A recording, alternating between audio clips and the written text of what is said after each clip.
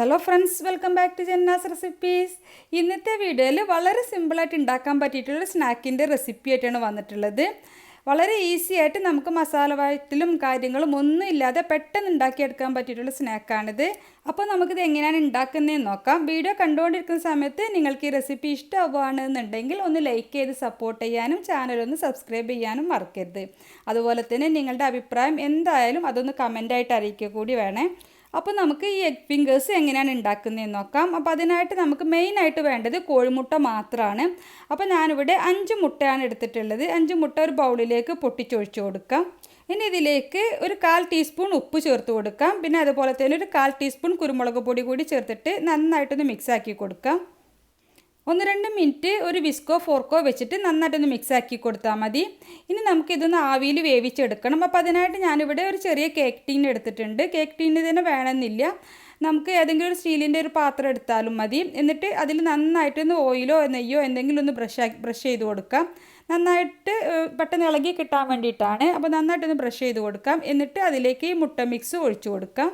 ഇനി നമുക്കിത് ആവിയിൽ വേവിക്കാനായിട്ട് ഒരു പാത്രത്തിൽ കുറച്ച് വെള്ളം വെച്ചിട്ട് അതിലേക്ക് ഞാനൊരു റിങ് ഇറക്കി വെച്ചിട്ടുണ്ട്. അതിന് മുകളിൽ ഈ മുട്ട മിക്സ് ഒഴിച്ചിട്ടുള്ള പാത്രം വെക്കുക. എന്നിട്ട് അതൊന്ന് മൂടി വെച്ചതിന് ശേഷം നമുക്ക് വലിയ പാത്രം കൂടി ഒന്ന് അടച്ച് വെച്ചിട്ട് ഒന്ന് വേവിച്ചാൽ മതി. സാധാരണ നമ്മൾ എങ്ങനെയാണോ ആവിയിൽ വേവിക്കുന്നത് അങ്ങനെ വേവിച്ചാൽ മതി. ഒരു 15 മിനിറ്റോളം ഏകദേശം ഞാൻ വേവിച്ചിട്ടുണ്ടാവും. നമുക്കൊന്ന് ഉള്ളൊക്കെ ഒന്ന് വെന്തോന്ന് അറിയാൻ വേണ്ടിയിട്ട് ടൂത്ത് പിക്കോ മറ്റോ വെച്ചിട്ടൊന്ന് കുത്തി നോക്കിയാൽ മതി. ടൂത്ത് പിക്കിലൊന്നും ഒട്ടിപ്പിടിച്ചിട്ടില്ല എന്നുണ്ടെങ്കിൽ അത് വെന്തു എന്നാണ്. അപ്പോൾ നമുക്കത് പുറത്തെടുക്കാം. ഇനി നമുക്ക് ഇതിൻ്റെ മേലൊരു കോട്ടിങ്ങിനായിട്ട് ഒരു 2 ടേബിൾ സ്പൂൺ കോൺഫ്ലോറും അതുപോലെ തന്നെ 2 ടേബിൾ സ്പൂൺ മൈദയും കൂടി ഒരു ബൗളിലേക്ക് ഇട്ടിട്ടുണ്ട്. ഇതിലേക്കൊരു 1/4 ടീസ്പൂൺ ഉപ്പും ഒരു 1/2 ടീസ്പൂൺ റെഡ് ചില്ലി ഫ്ലേക്സും ഇട്ട് കൊടുത്തിട്ടുണ്ട്. ഇനി ഇതിലേക്ക് ഒരു 1/2 കപ്പിനടുത്ത് വെള്ളം ഒഴിച്ചിട്ട് നന്നായിട്ട് മിക്സാക്കി എടുക്കണം. അപ്പോൾ ആദ്യം കുറച്ച് മാത്രം ഒരു 1/4 കപ്പോളം വെള്ളം ഒഴിച്ചിട്ട് നന്നായിട്ട് മിക്സ് ആക്കിയതിന് ശേഷം നമുക്ക് കട്ടയൊന്നുമില്ലാതെ മിക്സ് ആക്കിയതിന് ശേഷം അതിലേക്ക് ഒരു 1/4 കപ്പ് കൂടി വെള്ളം ഒഴിച്ചു കൊടുത്താൽ മതി. കുറച്ചൊരു ലൂസായിട്ടുള്ളൊരു ബാറ്ററായിട്ടാണ് വേണ്ടത്. ഇതിൽ നമ്മൾ ഡിപ്പ് ചെയ്തിട്ടാണ് ഈ സ്നാക്ക് ഫ്രൈ ചെയ്തെടുക്കുന്നത്. അപ്പോൾ അതിനനുസരിച്ചിട്ട് കുറച്ച് ലൂസായിട്ട് ഒരു 1/2 കപ്പ് വെള്ളം മൊത്തം ഒഴിച്ചു കൊടുത്താൽ മതി.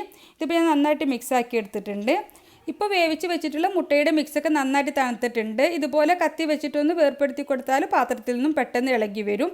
ഇനി നമുക്കിത് പാത്രത്തിൽ നിന്നും മാറ്റാം. ഇനി നമുക്കിത് കട്ട് ചെയ്തിട്ടാണ് നമ്മൾ സ്നാക്ക് ഫ്രൈ ചെയ്യുന്നത്. അപ്പോൾ ഇതുപോലെ ചെറിയ ചെറിയ നീളത്തിൽ വണ്ണം കുറച്ചിട്ട് കട്ട് ചെയ്തെടുക്കുക. ഒരു ഫിംഗറിൻ്റെ ഷേപ്പിൽ നീളത്തിൽ കട്ട് ചെയ്തെടുത്താൽ മതി.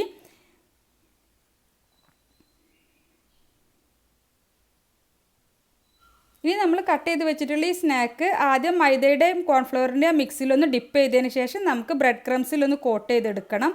അപ്പോൾ രണ്ടും ഒരു കൈ വെച്ച് ചെയ്യാതെ ഒരു കൈ കൊണ്ട് ബ്രെഡ് ക്രംസിൽ കോട്ട് ചെയ്യുകയാണെന്നുണ്ടെങ്കിൽ ബ്രെഡ് ക്രംസ് ഒന്നും ഒരുപാട് നനഞ്ഞു പോവാതെ കിട്ടും. അതുപോലെ തന്നെ ബാക്കിയുള്ള മുഴുവൻ സ്നാക്കും ആദ്യം മൈദ കോൺഫ്ലവർ മിക്സിലൊന്ന് കോട്ട് ചെയ്തെടുക്കുക. എന്നിട്ട് ബ്രെഡ് ക്രംസിലൊന്ന് നന്നായിട്ടൊന്ന് കോട്ട് ചെയ്തെടുത്താൽ മതി. മുഴുവനായിട്ട് ചെയ്ത് വെച്ചതിന് ശേഷം ഫ്രൈ ചെയ്യുകയാണെങ്കിൽ പെട്ടെന്ന് തന്നെ ഈസി ആയിട്ട് നമുക്ക് ഫ്രൈ ചെയ്തെടുക്കാനും പറ്റും. അപ്പോൾ ഞാനിവിടെ മുഴുവനായിട്ട് ചെയ്ത് വെച്ചിട്ടുണ്ട്. ഇനി നമുക്കത് ഫ്രൈ ചെയ്യാം. അപ്പോൾ അതിനായിട്ട് നല്ല ചൂടായിട്ടുള്ള ഓയിലിലേക്ക് ഇട്ടിട്ട് ഫ്രൈ ചെയ്തെടുക്കാം. ഒരു 5-6 എണ്ണം ഒരുമിച്ചിട്ടിട്ട് നമുക്ക് ഫ്രൈ ചെയ്തെടുക്കാനും പറ്റും. നമുക്ക് വേണമെങ്കിൽ ഇതുപോലെ ബ്രെഡ് ക്രംസിലൊക്കെ കോട്ട് ചെയ്തിട്ട് ഫ്രിഡ്ജിൽ സൂക്ഷിക്കാനും പറ്റും. എന്നിട്ട് ആവശ്യമുള്ള സമയത്ത് നമുക്ക് ഫ്രൈ ചെയ്തെടുത്താൽ മതി. അപ്പോൾ ഉൾഭാഗം വേവാനൊന്നുമില്ല, പുറമേ ഒന്ന് ചെറിയ ഗോൾഡൻ ബ്രൗൺ നിറമായാൽ നമുക്കിത് എണ്ണയിൽ നിന്നും കോരിയെടുക്കാം. അപ്പോൾ എല്ലാ സൈഡും ഒരുപോലെ ലൈറ്റ് ഗോൾഡൻ നിറമായാൽ നമുക്ക് എണ്ണയിൽ നിന്നും കോരിയെടുക്കാം. മീഡിയം ഫ്ലെയിമിലിട്ടിട്ടൊന്ന് ഫ്രൈ ചെയ്തെടുത്താൽ മതി. അപ്പോൾ നമ്മുടെ ഫസ്റ്റ് ബാച്ച് സ്നാക്ക് ഇവിടെ ഗോൾഡൻ കളർ നിറമായിട്ടുണ്ട്. നമുക്കിത് എണ്ണയിൽ നിന്നും കോരിയെടുക്കാം. ഇതുപോലെ ബാക്കിയുള്ള സ്നാക്കുകളൊക്കെ ഫ്രൈ ചെയ്തെടുക്കാം. ടൊമാറ്റോ സോസോ അല്ലെങ്കിൽ മയോണൈസോ ഒക്കെ കൂട്ടി കഴിക്കാൻ അടിപൊളിയാണ്. കുട്ടികൾക്കൊക്കെ ഒരുപാട് ഇഷ്ടമാവും. ഇഫ്താർ ടൈമിലൊക്കെ ഉണ്ടാക്കാൻ പറ്റിയിട്ടുള്ള ഒരു ഈസി ആയിട്ടുള്ള സ്നാക്കാണ്. മുട്ട മാത്രമാണ് ഇതിന് വേണ്ടിയിട്ട് നമുക്ക് ആവശ്യമുള്ളൂ. പിന്നെ നമുക്ക് നേരത്തെ ഉണ്ടാക്കി വെച്ചതിന് ശേഷം ആവശ്യമുള്ള ടൈമിൽ ഫ്രൈ ചെയ്തെടുക്കാനും പറ്റും. അപ്പോൾ ഇതുപോലെ ഇതുവരെ ട്രൈ ചെയ്ത് നോക്കിയിട്ടില്ലെങ്കിൽ തീർച്ചയായിട്ടും ട്രൈ ചെയ്ത് നോക്കുക. നിങ്ങളുടെ അഭിപ്രായം എന്തായാലും കമൻ്റായിട്ട് അറിയിക്കുക. നിങ്ങൾക്ക് ഈ റെസിപ്പി ഇഷ്ടമായെങ്കിൽ ഒന്ന് ലൈക്ക് ചെയ്യാനും ചാനൽ ഇതുവരെ സബ്സ്ക്രൈബ് ചെയ്തിട്ടില്ലെങ്കിൽ ചാനലൊന്ന് സബ്സ്ക്രൈബ് ചെയ്യാനും മറക്കരുത്. ഇൻഷാ അല്ലാ മറ്റൊരു അടിപൊളി റെസിപ്പിയുമായിട്ട് നമുക്ക് വീണ്ടും കാണാം. Thank you for watching.